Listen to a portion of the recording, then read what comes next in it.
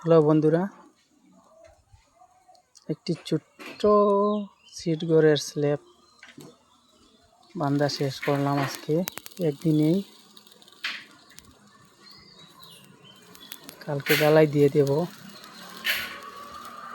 আমাদের কাজগুলা কতটুকু সঠিক হয়েছে বলবেন।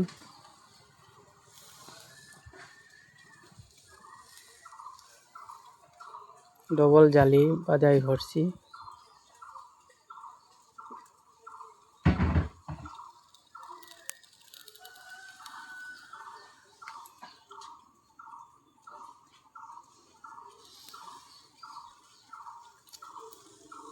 কমেন্টের মাধ্যমে বলবেন কতটুকু সঠিক হয়েছে আমাদের কাজ।